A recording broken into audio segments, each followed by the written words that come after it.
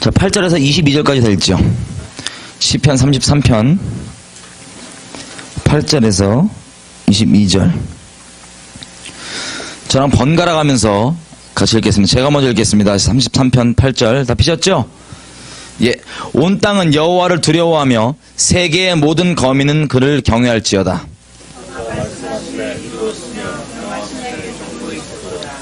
여호와께서 열방의 도모를 패하시며 민족들의 사상을 무욕해 하시는도다.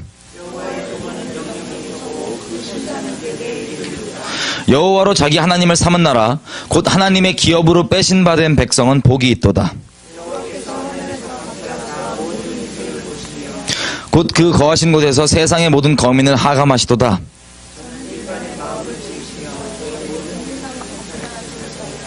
많은 군대로 구원을 얻은 왕이 없으며 용사가 힘이 커도 스스로 구하지 못하는도다.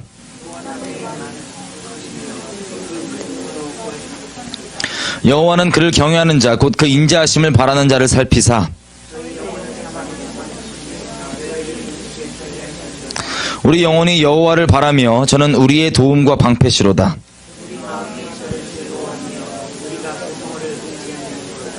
여호와여 우리가 주께 바라는 대로 주의 인자하심을 우리에게 베푸소서. 아멘. 아멘. 우리 아까까지 이 세상에 하나님께서 어떤 것을 기준으로 영적 전쟁이 일어나는지를 확인을 해봤습니다. 쉽게 한마디로 표현하면 우리가 갖고 있는 선악의 기준들이 아니라 하나님의 말씀, 하나님의 언약을 기준으로 영적 전쟁들이 일어난다는 것을 파악했었어요. 자, 이제 구체적으로 좀 보고 싶은 건 우리 나라에 대해서 좀 더 자세하게 들어가 보겠습니다. 여러분, 우리가 지금 대한민국 국민들입니다. 우리 아까 봤던 것처럼 주님께서 어젯밤부터 확인했죠. 지금 북녘 땅 가운데 또 대한민국 가운데 일어나고 있는 이 일들은 그냥 일어나는 랜덤하게 일어나는 일이 아니라 하나님께서 언약을 따라서 언약의 저주들이 축약적으로 지금 북한 땅 가운데 일어나고 있는 것을 보았습니다. 자, 다시 얘기하면 주님께서 우리를 언약을 맺은 민족으로 지금 카운팅을 하고 계신다는 건데요. 열매를 보았을 때 주님께서 우리에게 1800년대 말에 복음을 들어오게 하셔서 중간부터 쭉 복음이 들어오게 하셔서 우리에게 하나님께서 그것을 잘하게 하셨습니다. 그래서 우리가 주님을 몇천 년 동안 모르다가 주님을 알게 되었는데 그 중에서 특별히 우리가 어제까지는 하나님 앞에 우리가 신사참배와 이런 것들로 주님의 은혜를 욕으로 갚은 것들을 확인했었습니다. 근데 우리의 죄악에도 불구하고 주님께서 합력하여서 선을 이뤄주신 하나님께서 자비를 베풀어 주신 그 부분들을 좀 더 자세히 들여다보면 여러분 한 인물 얘기를 좀 해야 되겠습니다. 이승만 대통령. 여러분 이승만 대통령 하면 어떤 생각 들으세요? 예, 독재자. 이미지 안 좋죠? 그죠?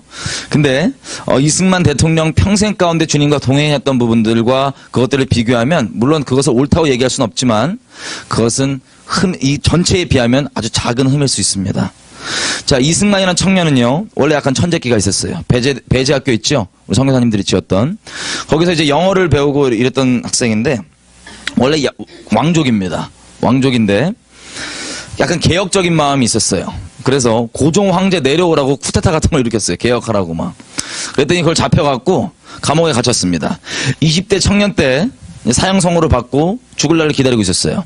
그때까지만 해도 예수를 믿지 않았습니다. 근데 그 죽을 날을 기다리던 그 한성 감옥 안에서 예수님을 만나게 됩니다. 그래서 이승만이 이제 안 그래도 약간 천재성이 약간 있는 사람인데 한성 감옥에서 이 국제 정세와 이 성경을 300번 정도로 왔다 갔다 하면서 쭉 보게 되는데 그때 그 20대 죽음을 앞두고 있던 청년 마음 가운데 주님께서 새겨 넣으신 마음이 있습니다. 그래서 뭐라고 이 세상 사람들이 얘기하냐면 아무리 예수님 모르는 사람도 이승만에 대한 미국에 있는 자료들이 다 있잖아요. 똑바로 된 자료를 접한 사람들은 기독 입국론이라고 얘기합니다. 그게 뭐냐면 우리 나라들이 지난 역사들을 돌아보면 종교를 털을 삼아서 나라들을 세웠어요. 뭐 고려는 예를 들면 불교, 그리고 조선은 유교. 근데 그 조선의 말에 다 꺼져가는 이 불등이었던 조선을 보고 이승만이 그 감옥에서 예수님을 믿고 독립정신이라는 책을 썼어요. 자, 그 안에서 이제 이승만이 예수를 믿고 열심히 전도를 했죠. 간수들부터 시작해서 거기 멤버들을. 자, 그 한성 감옥에서 전도되는 그 멤버들이 대한민국의 건국 세력들입니다. 그때. 자, 그들을 평생 가운데 움직였던 그 마음이 뭐냐면 기독 입국론이라는 거예요. 그게 뭐냐면 이 나라는 앞으로 세울 우리나라는 우리 민족의 나라는 자 체제는 저 서양 사람들이 하고 있는 자유민주주의 체제로 하되 이것만으로는 완전하지 않다.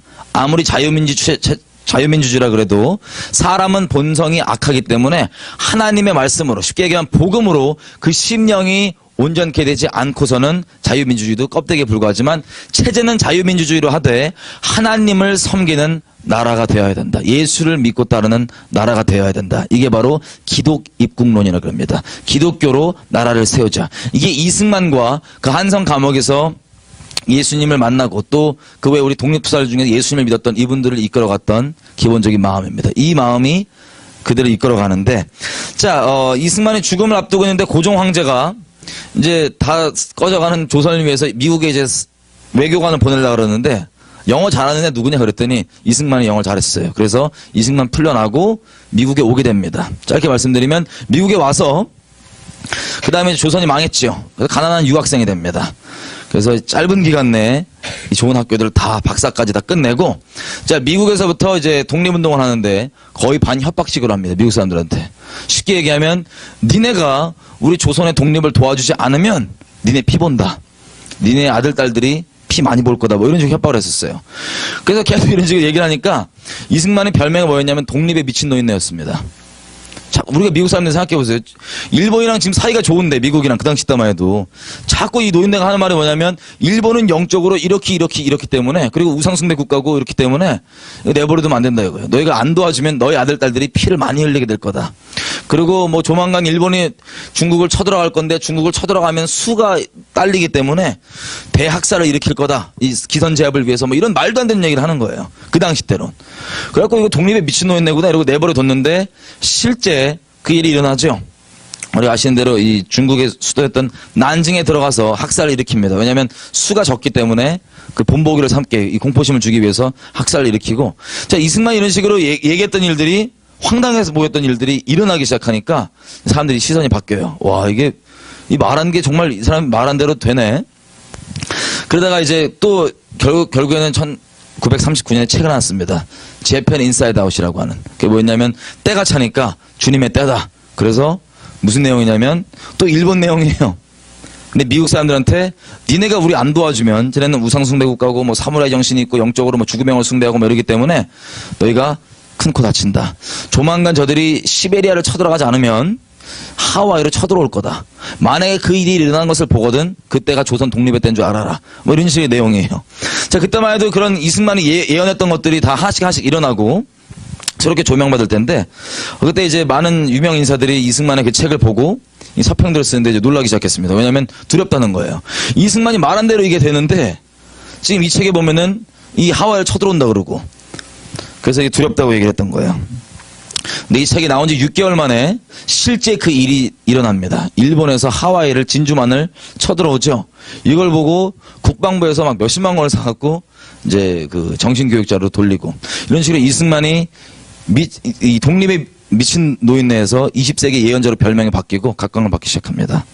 자, 이승만은요, 일제시대 때도 그 일제가 수배내렸던 죄명이 단순히 독립운동가가 아니었어요. 독립운동가 그리고 예수교의 거괴. 이 사람은 그리스도를 믿는 사람이었습니다. 우리 아시는 이상재 선생이나 이런 분들 다 이승만이 전도하고 그랬던 거예요. 자, 이런 식으로 해서 이들이 이제 돌아왔는데, 이승만 대통령이 쉽게 얘기하면 이 독립운동을 하려고 왔는데, 그때만 해도 공산주의에 대한 정체에 대해서 많은 사람들이 몰랐어요. 미국도 몰랐어요. 근데 이승만이 영적으로 공산주의 실상을 이미 1917년도에 파악하고 논문을 썼습니다. 공산주의는 이걸 하게 되면 실상은 이렇게 된다. 사람 듣기에는 좋아 보이는 얘기 같지만 결국엔 저거 하면 가난하게 되고 발전 안 되고 다 굶어 죽는다. 이게 이승만이 썼던 내용이에요. 그래갖고 이제 그때만 해도 미국이랑 소련이랑도 2차 대전 때도 친구였고 동맹이었죠. 근데 이승만이 유독 공산주의에 대해서 반공에 대해서 난리가 나는 거예요. 그래서 하도 이 문제를 일으키고 그러니까 미국이 계속 저지하고 그랬어요. 그러지 말라고. 근데 우리 독립운동하던 사람들도 마찬가지예요. 독립운동하는 사람들이 자금을 누가 주로 그때 됐냐면 소련에서 많이 됐었어요. 소련에서. 이유는 공산화 시키려고 하는 거죠. 근데 우리는 그 당시 때 개념이 없었기 때문에 다 그냥 돈 받고 하고 있었는데 유독 이승만만 오면 이승만이 그거를 절대 안 된다고 막 난리를 치는 거예요. 공산주의 안 된다고. 그 당시 때 이제 한창 우리 독립이 있고 또 이제 이 세대는 끝날 때 그쯤에 보면은 이 공산주의가 어떻게 퍼져나갔냐 이런 식으로 퍼져나갔어요. 처음에는 야 공산주의를 하자라고 얘기 안 해요.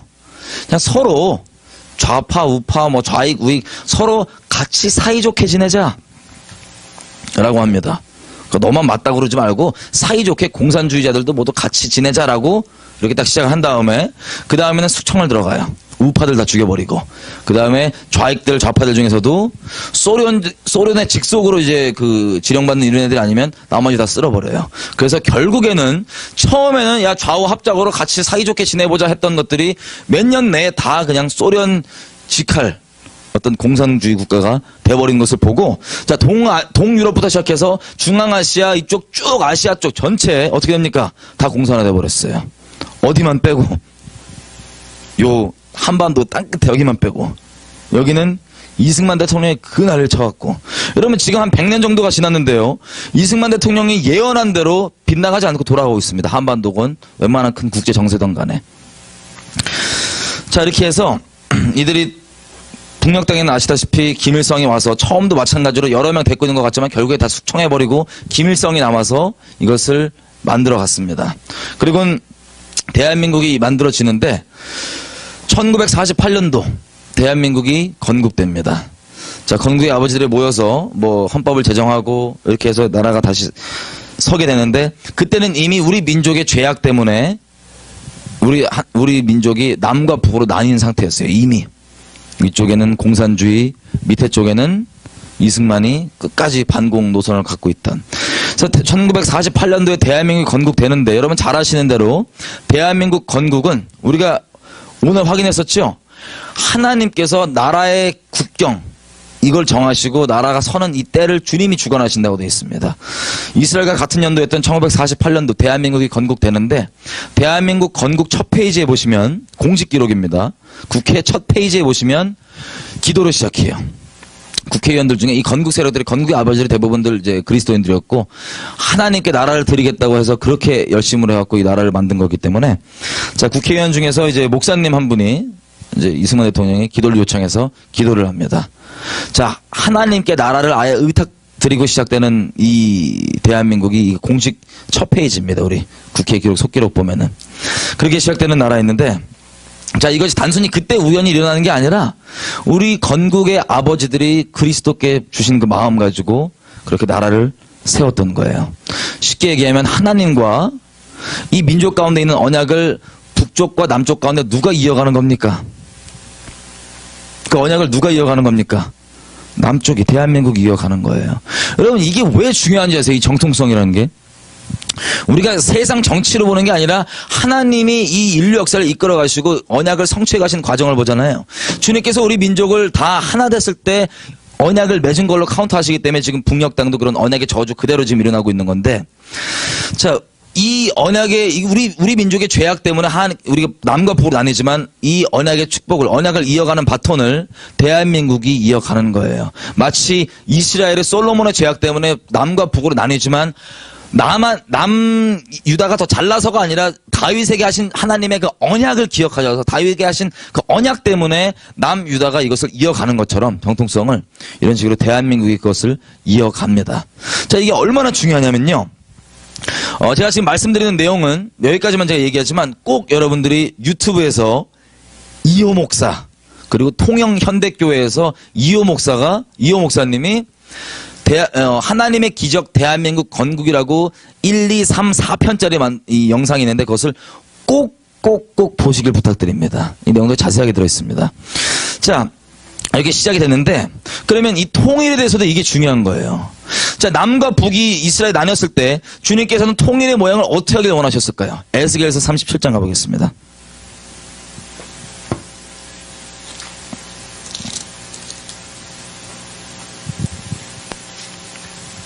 에스겔서 37장 19절 아니 17절 먼저 읽어보죠.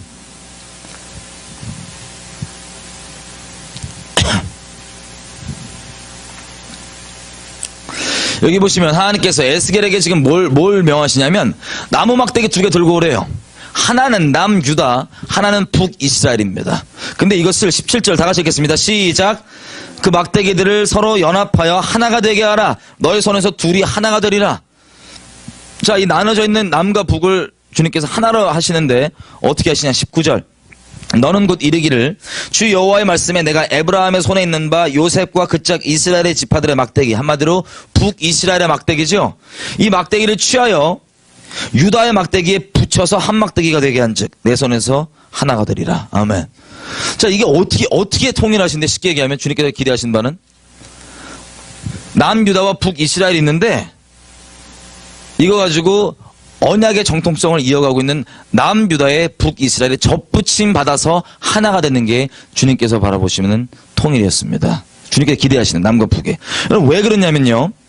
쉽게 얘기하면 이게 죄악의 결과이기 때문에 남유다도 주님 앞에 똑바로 있어야 되고, 그리고 그 진리를 따라서 북이스라엘을 대하면 분쟁도 있고 여러 가지 일이 있겠지만 결국에는 북이스라엘도 진리 가운데 순복하고 돌아와서 언약 가운데로 돌아와서 그 안에서 하나 되는 것이 하나님께서 기대하셨던 통일의 모양이었습니다. 자, 근데 우리 민족을 돌아보면 우리의 죄악 때문에 남과 북이 나눴어요. 아까도 말씀드렸지만 북한 정권은 나라가 아닙니다. 나라의 모양을 가장하고 있는 조직화된 정사와 권세입니다. 자, 악한 영의 목적이 뭐였죠? 언약을 잘 이루어지게 하는 거예요? 회방하는 거예요? 회방하는 거. 그게 얼마나 뚜렷한 목적인지를 우리가 이스라엘과 국제 정세를 통해서 아까 확인해 봤었습니다. 오전에. 그러면 북한 정권이 일단 거짓말로 시작된, 어제도 얘기했지만 사회주의 공산주의는 우리가 저녁 때 더 깊게 확인해 보겠지만 이거는 인본주의 중에 아주 최고예요. 사람이 가장 매력적으로 느끼는 인본주의고 사람의 미혹이고, 특별히 그 위에 주체사상이 들어가 있습니다. 지금 북한 상황은 적그리스도 체제인데, 자, 이 우상을 섬기는 체제, 마치 북이스라엘이 나눠지자마자 어떻게 했습니까? 베델에다가 단에다가 금송아지 섬기고 있었던 그 정권이었죠. 여러분, 그러면 북이스라엘의 목적은 주님께 돌아오지 않는 이상은 이들의 목적은 남유다로 하여금 언약을 잘 이어가게 하는 거겠어요? 아니면 언약을 회방하는 거겠어요? 언약을 회방하는 거죠. 마찬가지입니다. 북한 정권은 마귀가 만든 건데, 우리 죄악을 틈삼아서 마귀가 만든 조직화된 정사와 권세인데, 이 북한 정권이 마귀한테 최고로 쓰임받으면 뭐냐면 우리 민족 멸망당하는 거예요. 우리 민족이 부르신 대로 못 가게 하는 거예요. 자, 요게 그래서 나뉘어져서 이게 시작이 됩니다. 나뉜 다음부터 우리가 좀 자세하게 보고 싶은데, 이건 먼저 우리가 확인해야 될 게 있어요. 자, 이스라엘이 남과 북으로 나뉜 다음에 겪었던 영적 전쟁을 우리가 오전엔 크게 봤지만 아주 자세하게 좀 더 현미경을 가지고 좀 들여다보겠습니다. 열왕기 상 22장.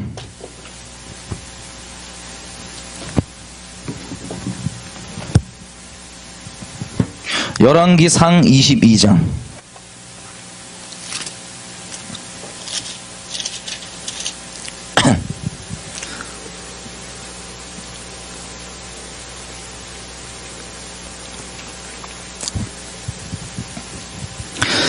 다 피셨나요? 자, 열왕기상 22장. 여호사밧 왕이 나옵니다. 여러분, 여호사밧 왕 누군지 아세요? 여호사밧 왕이 뭘로 유명하죠? 전쟁 났는데 앞에 CCM 밴드 세운 거예요. 그리고 유명합니다. 이걸로. 근데 우리 믿음의 선배라고만 이 믿음의 승리의 선배라고만 생각했는데, 와, 성경의 이 여호사밧의 평가를 보면 상당히 애매한 표현이 있습니다.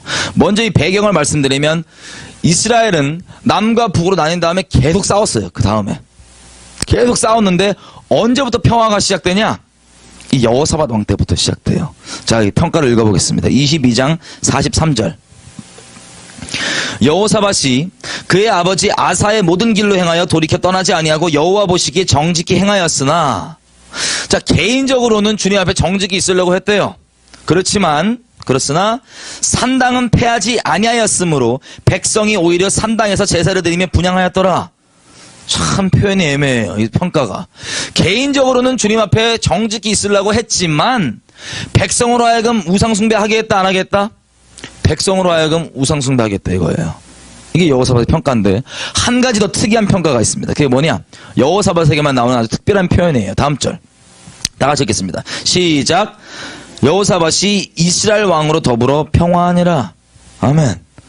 여러분, 자, 보세요. 남과 북이 이스라엘 나눠진 대로 계속 싸웠어요. 티격태격. 근데 지금 여호사밧이 처음으로 평화하는 거예요. 그럼 질문이에요. 이 평화 좋은 거예요? 나쁜 거예요? 그냥 인간적으로 딱 생각했을 때 이 평화 좋은 거예요? 나쁜 거예요? 네? 맨날 싸우다가 평화가 나면 얼마나 좋겠어요. 근데 이 평화 자체에 대해서는 성경에 뭐라고 딱 평가하지 않고 그냥 평화했다고만 되어 있는데, 제가 미리 결론부터 말씀드리면 이 평화 때문에 북이스라엘과 남유다가 망합니다. 제가 계속 주님께서 가증히 여기시는 평화에 대해서 계속 얘기했었어요. 이번에 집회를 하면서.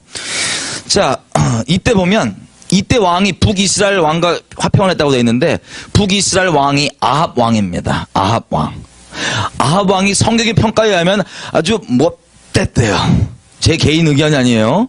열왕기상 16장 보면 그 북이스라엘의 금송아지 세워갖고 우상숭배를 격동했던 그 초대 왕보다 그런 우상숭배는 아주 그냥 기본이고, 마누라가 이세벨 누군지 아세요?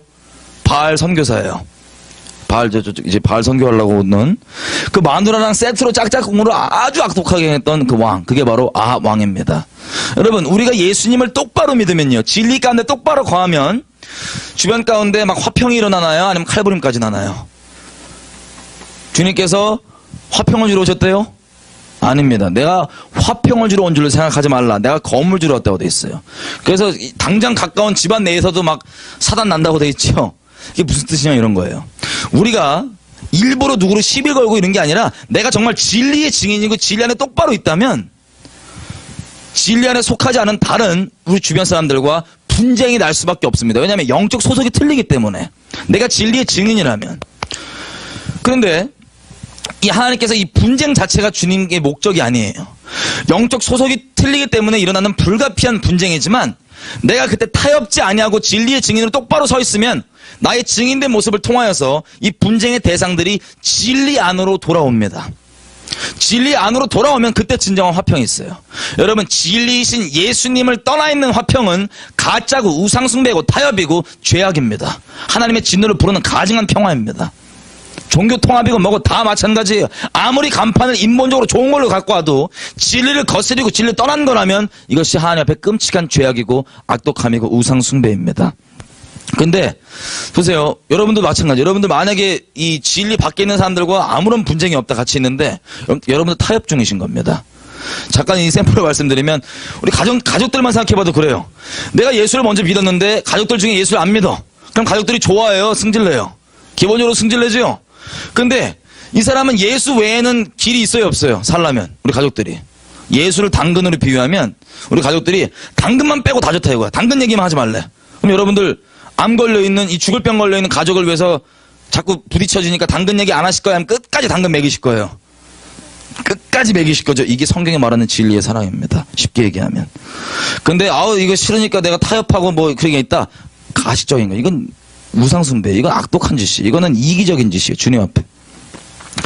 진리를 떠나서는 우리가 진리 안에서가 아니고서는 화평이 있을 수가 없는 게 바로 우리들입니다.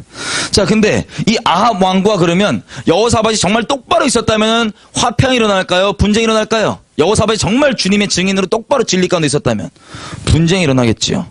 근데 예를 들어 볼게요. 하나님의 사람이었던 엘리야랑 이 아합 왕이랑 친해요, 안 친해요?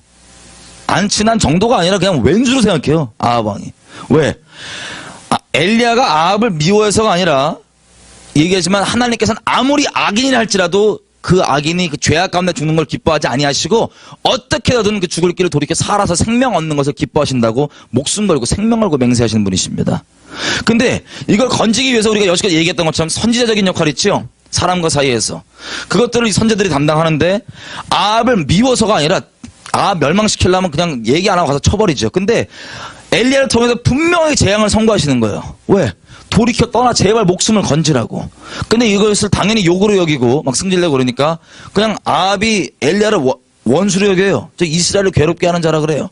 지가 괴로우면서. 어쨌든 이게 진리 안에 똑바로 있는 엘리야와 아합이 보는 이 분쟁인데, 여호사밧도 주님 안에 똑바로 있었다면 이런 분쟁이 있겠어요, 없겠어요? 있어야 되는데 평화돼요.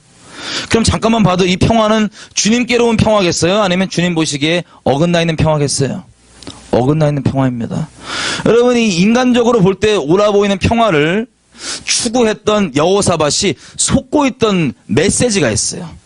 인본주의, 사람의 미혹이죠. 거짓말이죠. 어떤 메시지냐? 한번 확인을 해볼게요. 열왕기상 22장. 아주 사람 기준에 들으면 그럴싸한 얘기들이에요. 근데 우리가 분명히 알다시피 여러분 우리 눈에 보기에는 옳아 보여도 그게 필경의 사망의 길인 것들이 있습니까 없습니까? 상당히 많지요. 그리고 하나님의 길과 우리가 생각하는 길은 하늘과 땅채로 틀린 게 너무나 많아요. 마찬가지로 자, 이 아합 왕이 북이스라엘 아합 왕이 여호사밧한테 뭐라고 요청하냐면 야 같이 길르앗 라못으로 쳐들어가자 그래요. 같이. 그랬더니 여호사밧이 뭐라고 얘기하냐? 22장 4절 이렇게 얘기합니다. 아합 왕이 여호사밧에게 이르되 당신은 나와 함께 길르앗 라못으로 가서 싸우시겠느뇨? 라고 그랬더니 여호사밧이 대답합니다. 여호사밧이 이스라엘 아합 왕에게 이르되 나는 당신과 일반이요 내 백성은 당신의 백성과 일반이요 내 말들도 당신의 말들과 일반이니이다. 아멘. 예, 여러분 잘 보세요. 뭐라고 얘기해? 이거 아무나 안 되는구나. 잘 보세요. 여호사밧이 뭐라고 얘기하면 이렇게 얘기한 거예요. 아유, 우리 민족이랑, 북녘 땅의 이 아합 민족이랑 같은 민족 아니냐? 우리 민족끼리 그냥, 같은 민족 아니냐? 여러분, 맞아요, 틀려요? 맞아요, 일단. 그리고 내 무기, 내 말들, 병거, 내 무기, 북이스라엘의 무기, 우리 같은 민족인데 무기도 서로 나눠 쓰고 또 니께 내거 아니냐? 우리가 남이냐? 우리 버전으로 따지면 북한의 네 핵이나 내 핵이나 어차피 우리 민족 건데 우리 거 아니냐? 이렇게 얘기한 거예요. 여호사밧이. 어디서 많이 듣던 얘기들이죠? 이 말에 속아서 같이 전쟁을 나갔어요. 자, 우리가 볼 때는 이 말이 좋아요, 안 좋아요? 인간적으로 볼 때는. 아유, 옳은 말 같아요. 좋아 보여요. 근데 이 말에 붙잡혀서 이 말을 믿는 믿음으로 여호사밧이 같이 아합 왕이랑 북이스라엘 전쟁에 참여했습니다. 함께 했습니다. 동행을 했습니다. 우리 보기엔 눈에 좋아 보이는데 하나님께서 어떻게 판단하는지 확인해 보겠습니다. 역대하 19장. 자, 나중에 확인해 보지만 이 전쟁 치르러 갔다가 여호사밧이 죽다 살아납니다. 죽을 뻔하다가 겨우 하나님의 은혜로 살아나요. 그래갖고 여러분 생각해 보세요. 우리 전쟁 나갔다가 죽다가 살아나면은 심장이 평안하겠어요? 콩닥콩닥 난리가 나겠어요? 한마디로 시겁했겠죠. 시겁을 하고 돌아왔는데 선지자가 나와서 그 여호사밧 왕을 두고 이렇게 얘기합니다. 19장 1절 2절 역대하. 다 피셨나요? 자, 제가 읽어보겠습니다. 2절 읽어볼게요. 2절. 하나님의 아들 선견자 예후가 나가서 여호사밧 왕을 맞아 가로되 이유를 책망하는 이유를 잘 들어보십시오. 왕이 악한 자를 돕고 여호와를 미워하는 자를 사랑하는 것이 가능한 일입니까? 이것 때문에 하나님의 진노하심이 왕에게 임할 것입니다. 심판을 선고합니다. 사람 볼 때는 좋아 보이는 얘기고, 우리 민족이고 뭐 네 무기가 내 무기고 서로 무기 공유하고 우리 같은 민족끼리인데 이 말 가지고 이렇게 함께한 것에 대해서 주님께서 미워하시는 거. 이것 때문에 심판을 선고하세요. 질문입니다. 왜 그러실까요? 우리가 흔히 성경을 읽을 때, 특별히 선지자들의 발언을 볼 때 쉽게 이해하는 부분은 이런 내용들은 쉽게 이해해요. 우상 숭배하지 마라 뭐 이런 것들은 당연하지 그러고 넘어갈 수 있어요. 잘 이해해요. 근데 우리가 이해하지 못하는 부분들이 있습니다. 흔히 어떤 부분들이냐면 제가 누누이 말씀드리지만 출애굽기 19장 5절 6절 이게 언약의 본질입니다. 이스라엘과 하나님과 맺은 5절은 개인과 하나님 관계에서 복음 안에 들어올 때 일어난 일입니다. 언약을 잘 듣고 내 말을 청종하면 순종하는 상태에 들어가 있는 복음을 통해서. 그 다음에 이 사람들이 모여서 6절 너희가 내게 대해서 특별한 소유가 되고 제사장 나라가 된다. 이게 바로 언약의 본질이에요. 이걸 위해서 십계명이 있고 율법이 있다고 말씀드렸죠. 근데 보시면 언약을 쉽게 이해하기 위해서 두 부분으로 나누면 구조를 5절 하나는 개인적으로 십자가 복음을 통해서 주님 안에 들어오는 이걸 얘기합니다. 개인적인 언약관계. 근데 이게 끝이 아니에요. 이 사람들이 모여서 국가적으로 제사장 나라가 되는 국가적 단위의 언약관계. 이게 두 개가 합쳐진 게 언약의 본질입니다. 따로가 아니라고요. 쉽게 얘기하면. 근데 보시면 선지자들도 다 발언들이 다른 거를 기준으로 얘기하지 않아요. 언약의 본질로 돌아오라고 그렇게 얘기하고 외치는 겁니다. 단순히 껍데기 이거 했냐 안 했냐를 따지는 게 아니라 언약의 본질로 돌아와라. 근데 우리가 이 언약도 쉽게 얘기하면 아까 개인적 차원의 언약과 국가적 차원의 언약이 있으니까 구조를 나눠보면 개인적 차원으로 우상 숭배하지 말고 돌아오라라고 얘기한 건 십자가 복음에 관련된 건 우리가 쉽게 받아들이지만 어떤 거는 많이 이해를 못하냐면 국가적 단위로 제사장 나라가 되기 위한 것을 위해 기준으로 나오게 되는 이 발언들은 많은 우리가 그냥 읽을 때도 많이 넘어가는 경우가 대부분이에요. 이해가 안 되니까 이거 뭐지? 왜 승질내시지? 넘어가.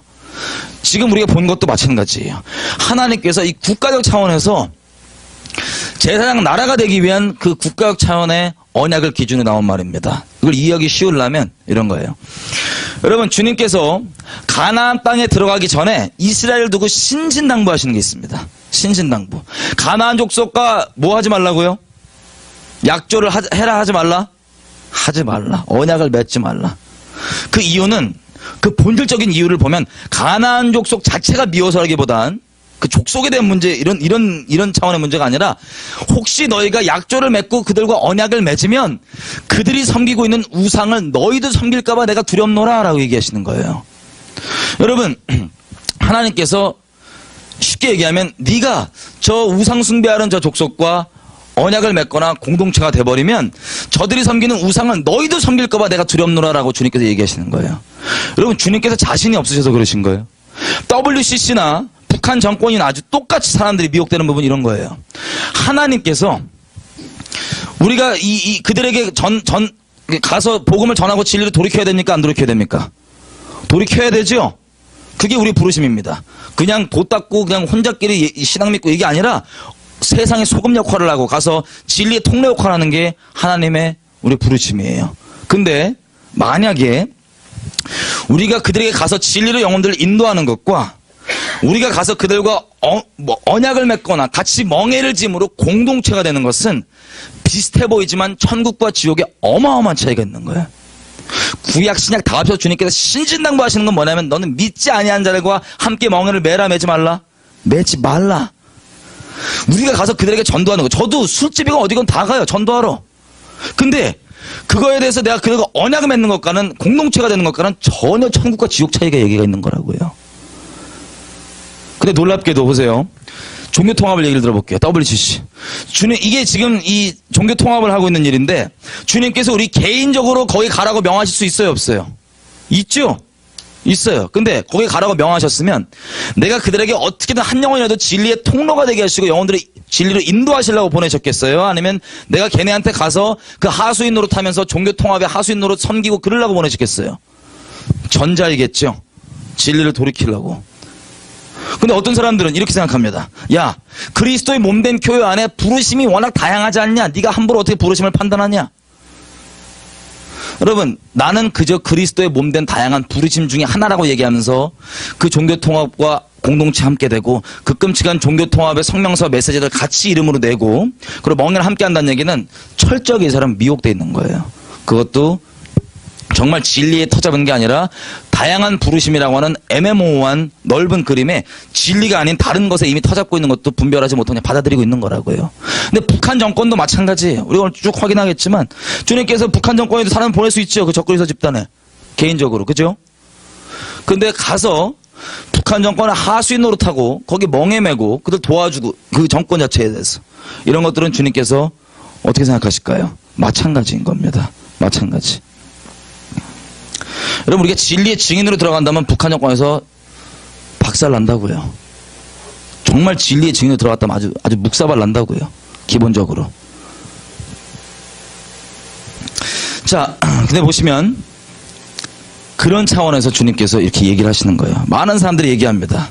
야, 우리가 빛인데 무슨 우리가 빛이고 소금인데 왜 어둠에 못 들어가냐? 들어가세요, 제발.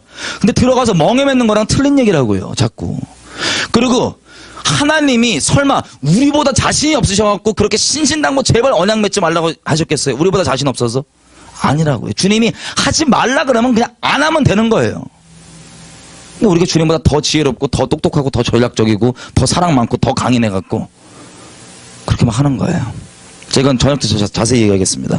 어쨌든 그 우상을 할까봐 그러는데 쉽게 얘기하면 북이스라엘에 섬기고 있는 이 끔찍한 우상 숭배 있지요.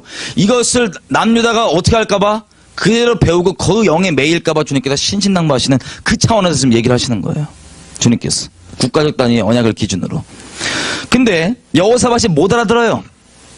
이 듣고 바닥 회개해야 되는데 본질로 돌아오지 않고 딴 껍데기만 합니다. 그냥 재판관들한테 야 여호와를 경외하고 재판을 똑바로 해라. 이거 자체가 나쁜 일은 아니겠지만 주님께서 우리에게 명하시는 그것 가운데 온전히 거하는 거. 그 중심. 제가 첫날에 얘기했잖아요. 다른 회개, 다른 종교 모양 다 주님께 드릴 수 있어도 우리의 정말 중심, 내가 주님을 하나님의 여호와 입에서 나오는 그 살아있는 관계에서 그 말씀을 청종하는 그 자리가 아니면 나머지 것들은 그냥 옵션이고 그냥 멍해만 될 뿐이에요. 우리한테. 주님은 우리에게 요구하신 적도 없는 거예요. 주님은 내 입에서 나오는 그 말을 청종하라가 주님의 언약의 본질이고 우리에게 요구하신다고 십자가 복음이 그것을 이루는 거라고 제가 첫날 그렇게 얘기했던 겁니다. 이거 관련해서. 자, 그 다음에 이렇게 혼났음에도 불구하고 여호사밧이 뭐 그대로예요. 20장 보겠습니다. 35절. 자, 북이스라엘의 악독한 아합 집안이 아합이 죽었어요. 아합 왕이.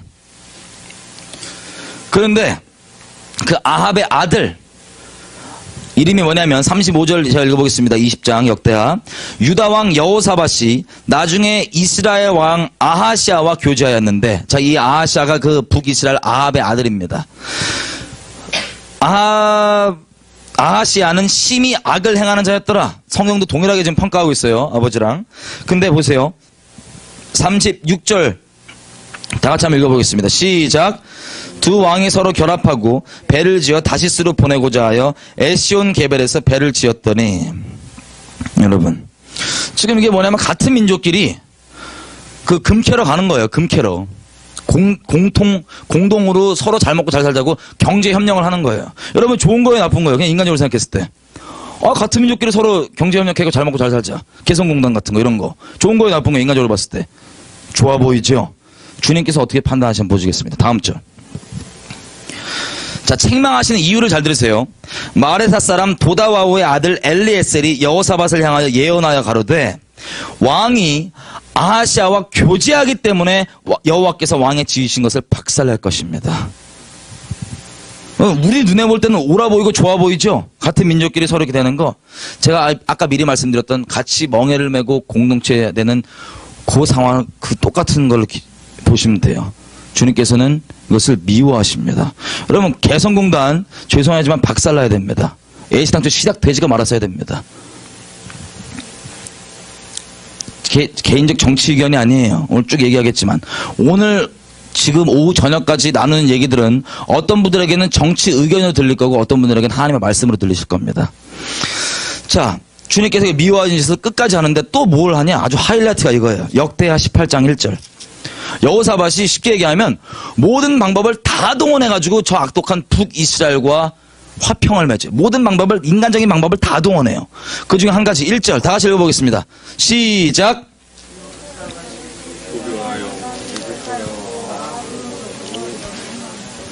자, 이 여호사밧 왕이요, 이 북이스라엘과 같이 이게 친해지려고 별의별 짓을 다 하는데 그 중에서 아주 가장 치명적인 거, 저 아합 집안의 딸내미랑 자기 아들이랑 결혼시켜서 자기 집안의 며느리로 삼아서 왕궁으로 끌어들였어요. 인간적으로 평화하니까 다 모든 걸 다 걸어버린 거예요. 평화하려고. 여러분, 이 아합 집안의 딸내미 이름이 뭐냐면 아주 그 악명 높은 아달랴예요. 아달랴. 잘 외워두세요. 아달랴. 자, 이걸 들어온 거예요. 이게 어떤 역할을 하냐?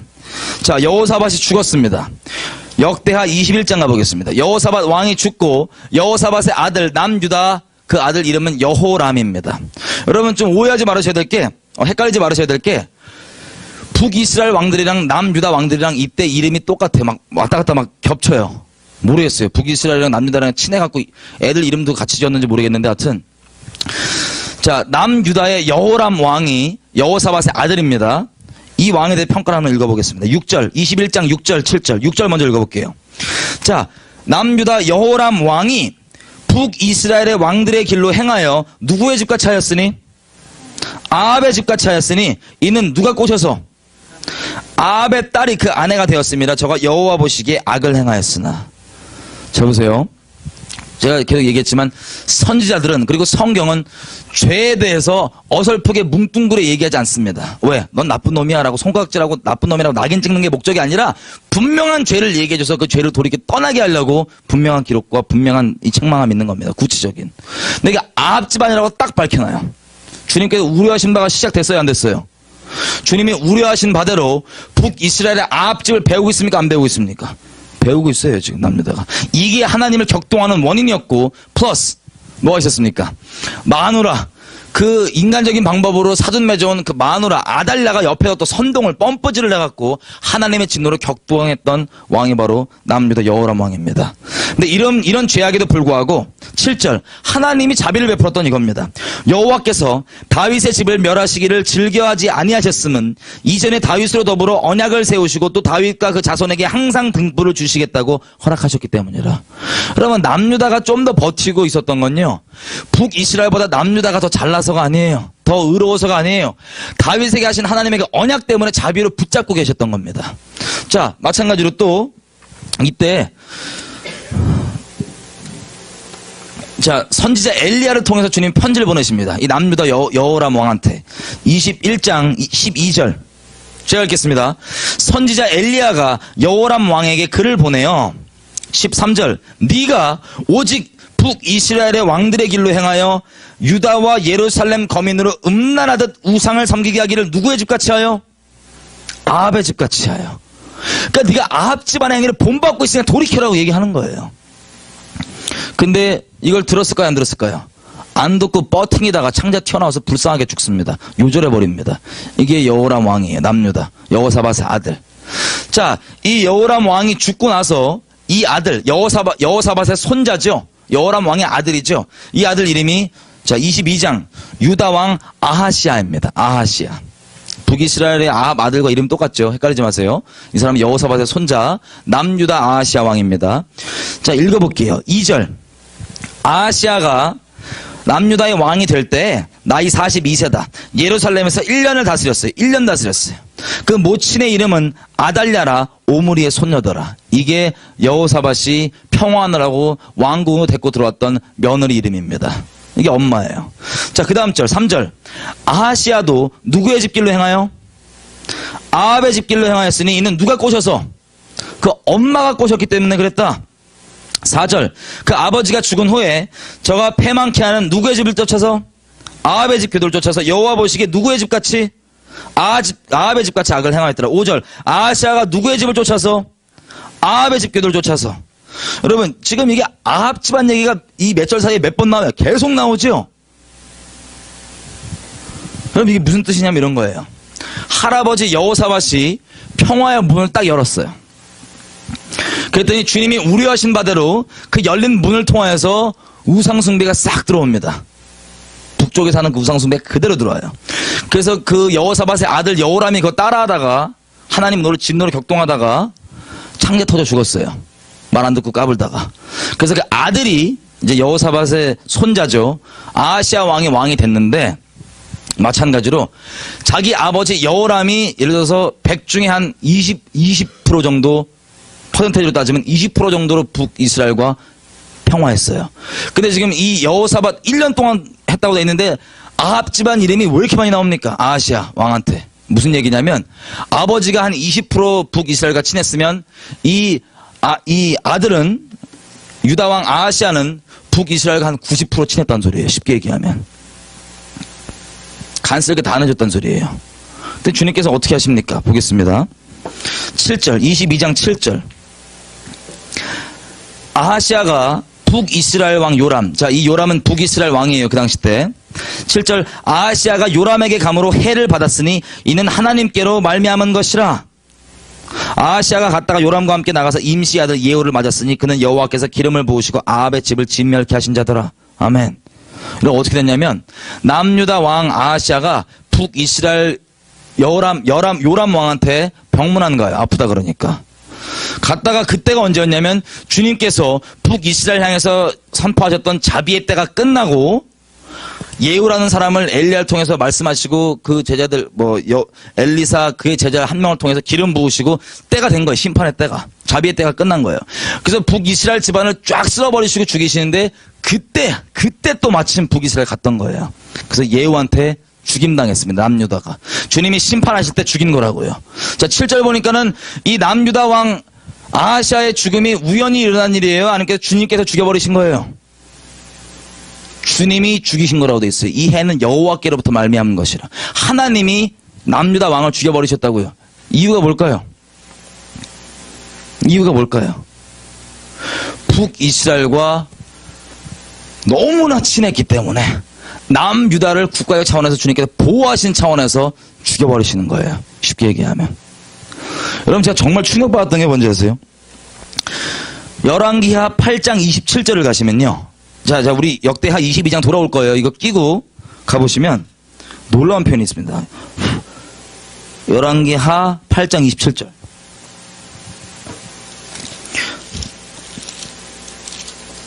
열왕기하 8장 27절. 자, 이 남유다 하나님께서 심판해서 죽여버리신 이 남유다의 왕 아하시아 있죠? 누가 꼬셨다고 돼 있어요?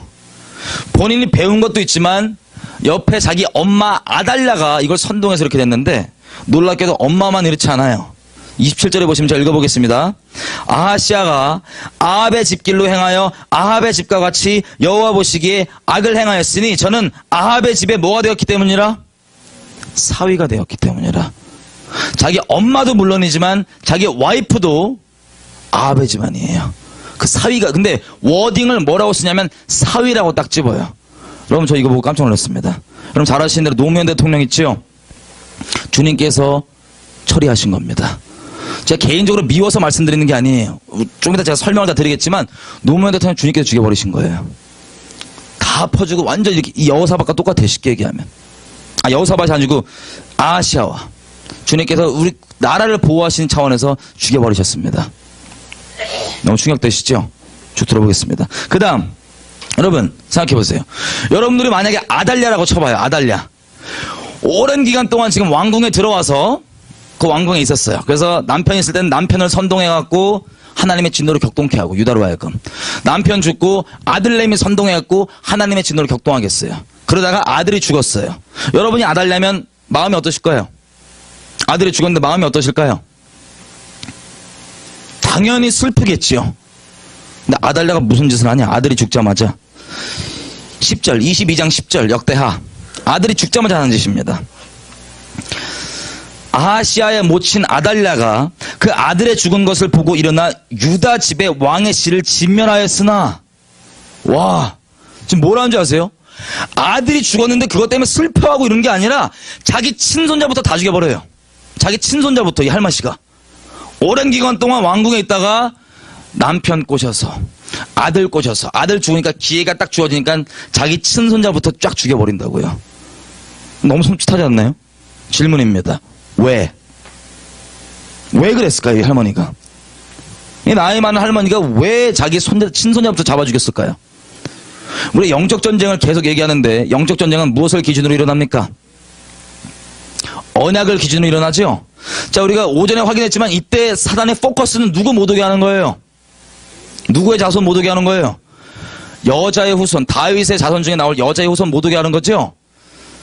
여러분 악한 양의 목적은 이처럼 언약을 회방하는 게 목적이에요. 시간이 아무리 오래 지났건 덜 지났건 상관이 없다고요. 이것을 이해하지 못하면 남북 관계도 이해하지 못합니다. 아까도 얘기했지만 북한 정권 자체는 우리의 죄악 때문에 틈이 되어서 마귀가 만든 조직화된 정사와 권세이고 국가의 모양을 가장하고 있는 종교 집단입니다. 적그리스도 집단입니다. 근데 이들의 목적은 대한민국을 하여금 우리가 확인했던 것처럼 하나님의 부르심이 있고 언약 관계 가운데 이것을 이어가는데 이것을 회방하는 게 목적이라고요. 많은 사람들이 지금 미혹을 뿌리는 사람들이 이렇게 얘기합니다. 북한에 관해서. 야, 북한이 옛날에 우리 뭐 할아버지 뭐 구닥다리 세대나 국민들 모르니까는 반공 해가지고 그 난리 쳐서 그랬지. 지금 북한 많이 바뀌었어. 여러분 북한은요. 그 태어날 때부터 정권 자체가 태어날 때부터 지금까지 한 번도 그 우선순위가 바뀐 적이 없어요. 그 1순위는 뭐냐면 적화 통일입니다. 예전과 같지 않다고 하는 거짓말에 속지 마세요. 이 악한 영은 목적을 자기가 상황 가운데서 어떻게든 이룰 수 있으면 계속 이루고 있습니다. 여러분, 아달랴가요, 대한민국의 언론계의 정치계의 종교계에 수두룩합니다. 거짓말 자꾸 뿌리고 있는 거예요. 이해가 되세요, 뭐든지? 언약을 기준으로 영적 전쟁이 일어나요. 우리가 갖고 있는 인본주의의 선악 기준으로 일어나면 안 됩니다. 그걸로 보면 우리가 뭘 기도할지 뭐가 옳은지를 몰라요. 오직 하나님만 오르십니다. 하나님의 말씀을 기준으로, 언약을 기준으로 일어나고 있는 것. 그 부분적인 말씀 쓰는 거 말고요. 그 본질. 자, 여기서 우리가 소망이 있는 건 뭐냐면, 잠깐 까먹을까봐 미리 말씀드릴게요. 우리가 국가적 단위의 영적 전쟁을 얘기하죠. 국가적 단위의 영적 전쟁은 주님께서 이렇게 얘기했어요. 다윗이, 우리가 어제 밤부터 하나님께서 공의를 얼마나 소중히 여기시고 기초로 삼는지를 얘기를 했었는데, 다윗이 하나님의 사람 다윗이 죽기 직전에 자기가 하나님과 평생 동행했던 이 하나님의 사람 다윗이 자기 아들 솔로몬에게 전하는 유언이 뭔지 알아요? 이놈을 반드시 네가 지혜를 다 동원해서 죽여버리고, 이놈을 반드시 그냥 음부에 가지 않게 하고, 공의에 대한 얘기를 합니다. 개인적 복수가 아니에요. 가장 하나님과 동행하면서 아들에게 가장 필요한 거 줬겠지요. 그게 뭐냐? 솔로몬이 그 아버지께 받은 대로 쫙 해서 그들을 다 처리합니다. 공의로 죽입니다. 근데 성경에 뭐라고 기록한 줄 아세요? 이에 이스라엘 나라가 견고하여지니라. 여러분, 하나님 나라는요, 하나님의 보좌는요, 공의가 그 기초입니다. 그 공의가 없이는, 십자가가 공의가 없으면 있을 필요가 없는 거예요. 하나님이 반드시 죄를 심판할 수밖에 없는 공의 하나님이시기 때문에, 그래서 십자가가 불가피했던 일이고요. 마찬가지로 모든 시작은, 우리가 공의의 개념이 없으면 십자가는 그냥 이벤트예요. 나 감동 주려고 만든 쇼라고요. 그게 아니라 하나님의 공의 때문에 불가피한 주님의 선택이었던 겁니다. 공의가 기초가 되어야 됩니다. 나라의 기본은. 구약 신약 이게 아니라 주님은 동일하신 분이시죠. 마찬가지로 이 아달랴가 자기 손자 다 죽여버렸는데 누가 빼돌리냐면 유다 왕족 한 명을 빼돌려요. 손자 중에. 얘를 제사장이 성전에서 얘를 몰래 키웁니다. 그리고 이 아달랴를, 이 발라는 무리들을 레위인들이 다 칼로 죽여버려요. 이것을 또 뭐라고 기록하냐? 여러분, 하나님을 섬긴다고 하는 레위인들이 다 죽여버린다고요. 뭐라고 기록하냐? 이에 이스라엘, 이 남유다가, 이 나라가 견고하여지니라라고 기록합니다. 하나님의 공의가 기초입니다. 나라는. 우리가 국가를 똑바로 세운다는 건 공의가 0점으로 세팅되는 게 우리가 나라를 바로 세운다는 겁니다. 여러분, 자, 이런 식으로 주님께서 우려하셨던 그대로 보세요. 우려하셨던 그대로 이 인본적인 평화, 사람 보기에 옳아 보이는 일들을 행하다가 남유다가 이렇게 진통을 겪습니다. 그 다음에 놀랍게도 보세요. 쭉 이어져서 이제 어디까지 이어가냐면, 북이스라엘은 주님께 돌아올 길이 없으니까 다 이렇게 타협하고 진리가 아닌 진리인 척하는 인본주의 얘기해야 되니까 북이스라엘은 돌아오지 못하고 박살납니다. 아수르에 끌려갑니다. 언약의 저주 따라서. 남유다가 좀 더 근근히 버티고 있었어요. 그때 상황을 한번 보겠습니다. 예레미야 15장 4절.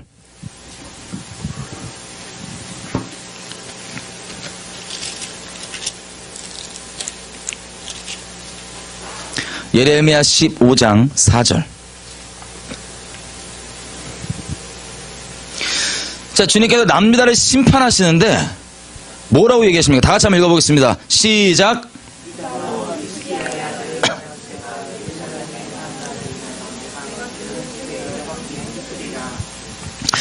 여러분, 하나님께서 뭐라고 얘기하시냐면, 내가 남유다를 지금 심판할 수밖에 없는 이유는 므낫세 왕이 행했던 그 모든 죄악 때문에 심판이 확정되었기 때문이라고 얘기합니다. 쉽게 얘기하면 므낫세 왕이 행했던 것 때문에 그렇대요. 므낫세 왕.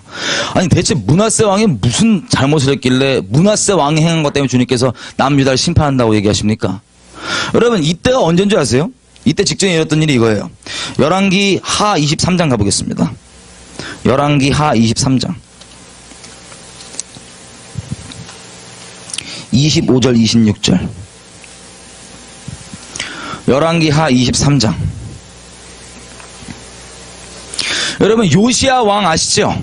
요시야 왕.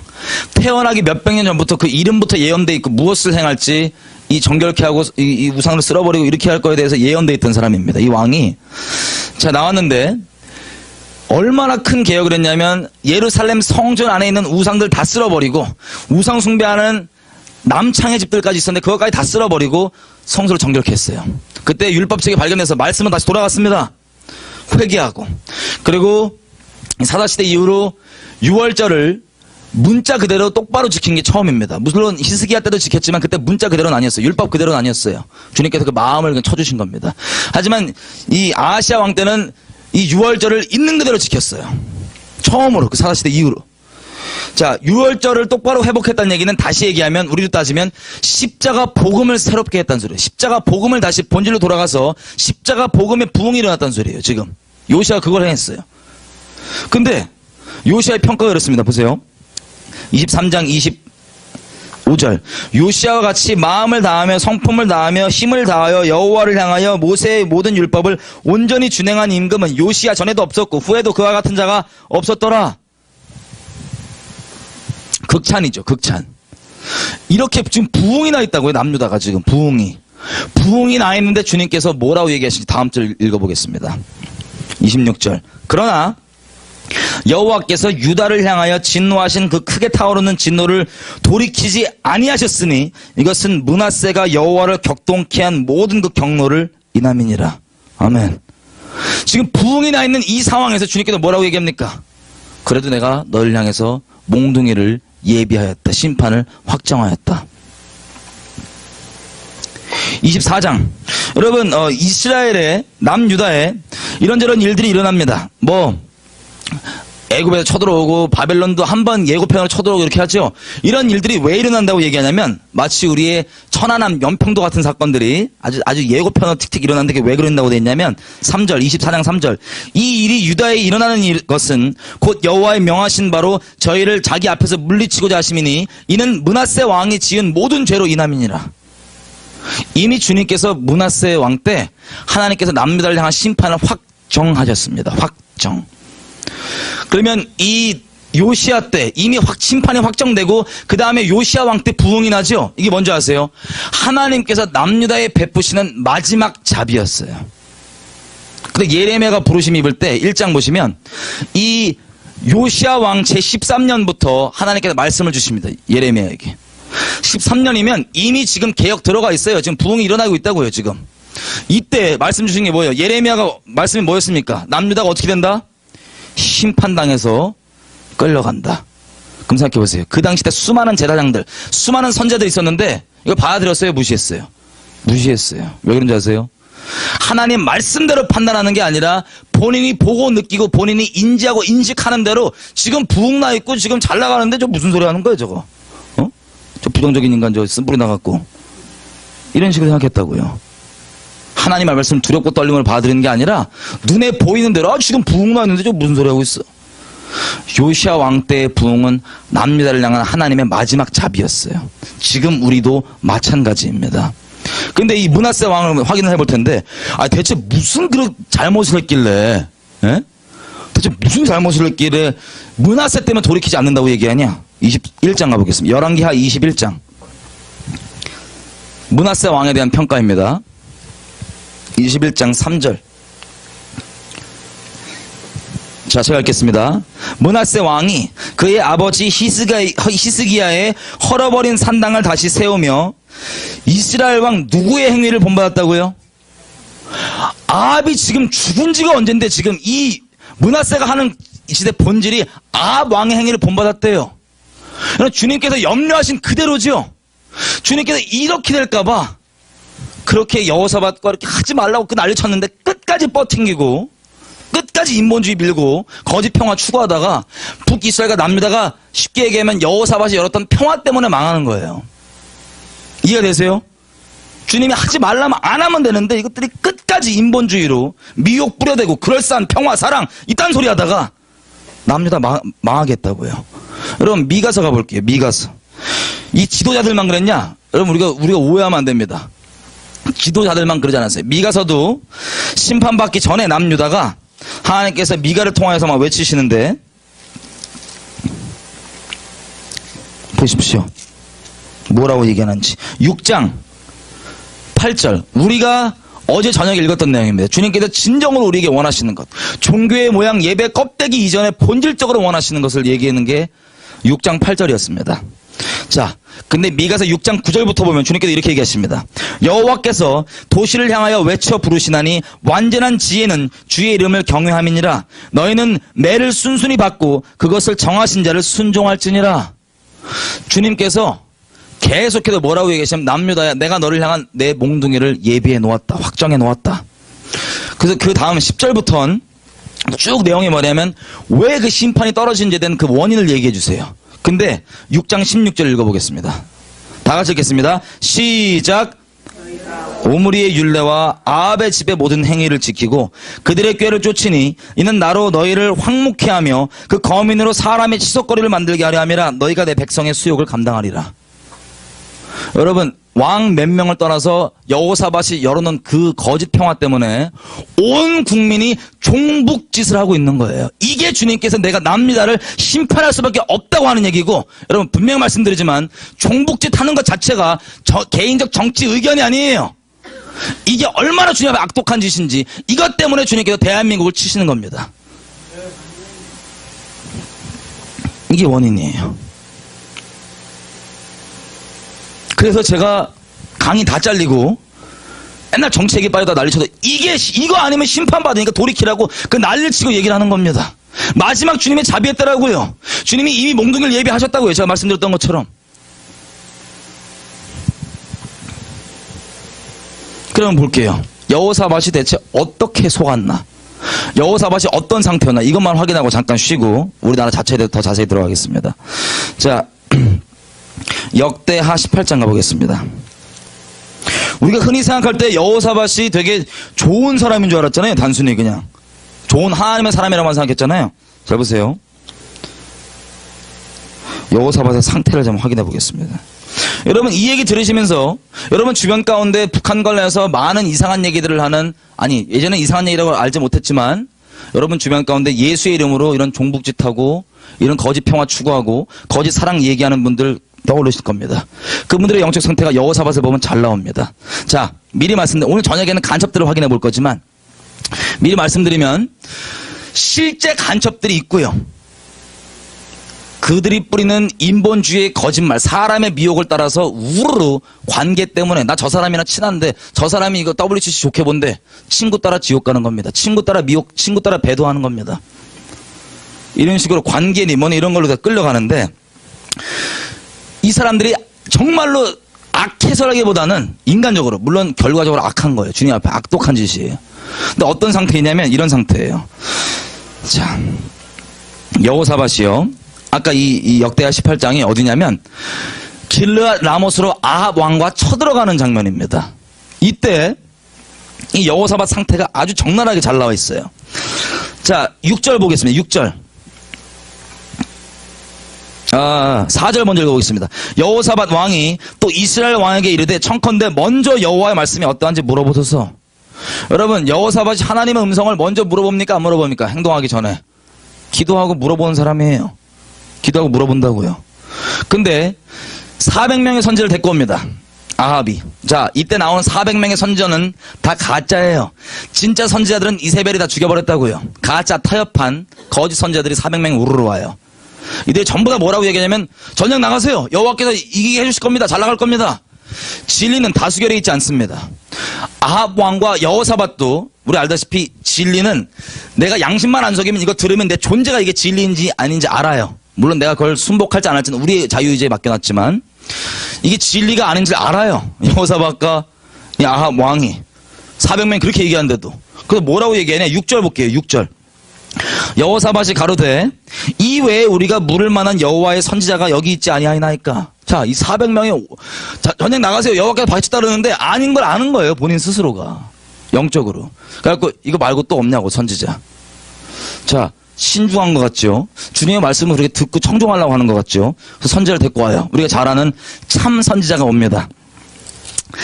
자, 한 선지자가 오는데 이 선지자가 누구입니까?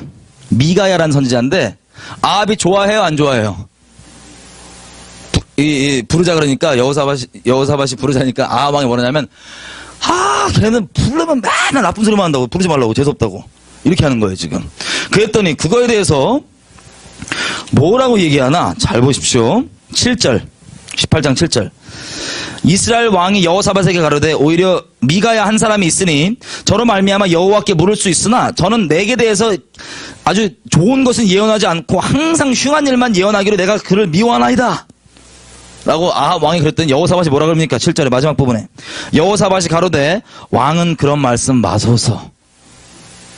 참 아합이 저는 맨날 나한테 안 좋은 소리만 들었더니 여호사밧이 그러면 안 된다고, 청종해야 된다고 우리가 이래요. 여호사밧이. 그 다음 자, 이 참 선지자가 와서 있는 그대로 얘기했더니 뭐였어요? 이렇게 얘기합니다.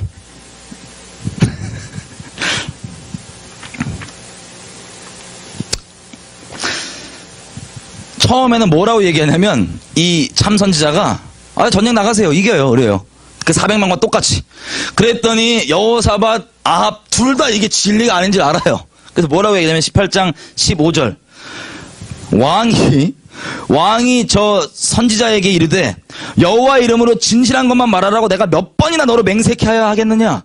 이 둘 다 이 얘기가 하나님께로 오지 않은 거짓말인 걸 다 안다고요, 지금 영적으로, 존재적으로. 이렇게까지 몇 번이나 필터링 되죠. 근데 그래 참 예언을 합니다. 그래, 하나님이 너 죽여버리려고 이렇게 한 거다, 얘기를 해요. 그러면 걸러갖고 진짜 하나님의 음성을 들었어요, 지금 아합과 여호사밧이. 그럼 우리가 여호사밧이면 어떻게 하겠어요? 전쟁 나가겠어요, 안 나가겠어요? 우리가 진짜 하나님을 경외하는 사람이라면 하나님의 최종 결론, 이거 순복하고 순종하고 이렇게 필터링하고 걸러 들었는데 당연히 안 나가겠죠? 근데 결과는 나갔습니까, 안 나갔습니까? 이거 들어봤자 뭐하냐고요. 제가 맨날 말씀드리는, 맨날 꿈꾸고 예언하고 환상하고 그거 상관없다고요. 주님께 순종 안 하면 그거보다 더 불쌍한 게 없어요. 정확히 여호사밧이 이런 사람이에요. 이래갖고 전쟁을 나가요. 기어이 가지 말라고 그렇게까지 자비를 필터링을 해갖고 얘기했는데, 그걸 듣고도 결론은 뭐예요? 무슨 경외하는 척 다 하죠? 그러지 말라, 뭐 하지 말라. 경외 안 한다고요. 껍데기만 경외한다고요. 그 모양만. 그리고 전쟁 나가요. 전쟁 나갔더니 어떻게 됩니까? 이렇게 됩니다. 31절. 적군의 병거 장관들이 여호사밧을 보고 이르되 이가 이스라엘 왕이라 하고 돌이켜 저와 싸우려 한즉 여호사밧이 소리를 지르매 여호와께서 저를 도우시며 하나님이 저를 감동시키사 저를 떠나게 하신지라. 아멘. 그러면 이 말을 듣고 여호사밧이랑 아합이랑 했던 그 꼼수가 뭔지 알아요? 야, 옷 바꿔 입자. 너 죽는다니까 옷 바꿔 입으면 돼. 이딴 짓 하는 거예요. 순종하지 않고. 말만 경외하는 거야, 말만. 나 음성 들었는데 기도해봤는데 어쩌라고요? 순종을 안 해요, 주님 앞에 결론적으로. 그래서 결국엔 갔다가 옷 바꿔 입는 꼰수리다가 어떻게 됩니까? 죽을 뻔해요. 아주 애들이 따라오니까 죽을 줄 알고 막 도망간 거예요. 시급을 한 거죠. 죽다 살아난 거예요, 지금. 그때 뭐 상큼하게 주여 이랬겠어요? 아니면 막 거의 돼지 먹다는 소리 나왔겠어요? 죽기 직전인데. 왜? 이러는데 주님이 그걸 들으시고 자비를 베풀어 주신 거예요. 왜? 하나님께서 다윗에게 하신 그 약속 때문에. 여호사밧이 옳아서가 아니라. 그래서 죽다가 살아나와서 보십시오. 19장. 그 죽다가 살아 돌아왔더니 선지자가 그렇게 얘기를 하면 그 마음 가운데 이제는 좀 청종을 해야 될 거 아니에요. 안 해요. 그 원인을 분명히 얘기해 주는데 안 돌이킨다고요. 그래서 뭐하냐, 아까 말씀드렸던 것처럼 주님이 분명히 명한 건 그 악한 자와 관계를 끊으라라고 얘기하는데 그거 순종 안 하고 딴 것만 껍데기로 주님께 행위 드리는 거예요. 주님께 행위 구원. 주여, 돌아다니면서 시겁해갖고, 야, 재판관들아, 니네는 여호와를 경외하고 재판을 똑바로 해야 된다. 이거 나쁜 일은 아니지만 여호사밧과 하나님 관계에서 분명히 지금 당장 순종해야 될 건 순종 안 하고 이런 것 옆에 사이드로 떼우는 거라고요. 우리 첫날에 얘기했던 것처럼 주님이 우리 요구하는 건 하나님과의 살아있는 관계에서 그분의 음성을 청종하는 게 본질이고, 이거 없이 나머지 종교 행위들은 주님이 우리에게 요구한 적도 없고 단순히 이것 때문에 이거 해주느라고 행위 구원에 빠져서 부담스럽게 주님 여기다가 지옥 가는 게 다라고요, 우리. 자, 근데 보면 시겁을 듣고 와서 그래요. 그리고 20장 하나님의 심판이 떨어지죠. 자, 이스라엘에 일어난 일은 다 하나님과 관련있는 일인 거 아시죠? 자, 이 외국에서 쳐들어옵니다. 이방민들, 민족들이. 쳐들어와서 전쟁이 나는데 이제 또 금식에 들어가요. 야, 전 국민 금식해라! 기도해라! 기도를 막 하니까는 하나님의 성령이 딱 누구한테 임해갖고 예언을 합니다. 이거는 니네가 싸울 게 없다. 니네가 할 게 없다. 내가 알아서 하겠다. 아멘 딱 믿어요. 전쟁에 나가는데, 자, 보세요. 20장 20절. 이게 뭐냐면, 우리 지금 생각해봐요. 남유다가 지금 하나님께 똑바로 있어요? 아니면 상태가 좀 안 좋아요? 상태가 안 좋죠, 남유다가. 그런데, 우리 대한민국으로 치면 우리가 지금 전쟁이 났어요. 어떤 외국권에 전쟁이 났는데, 갑자기 대한민국 왕이 금식 선포시키더니, 대통령이 금식 선포시키더니, CCM 밴드 앞에 선다 이러면은 국민 여론이 가만히 있겠어요? 난리가 나겠어요? 교회도 난리 날 거예요.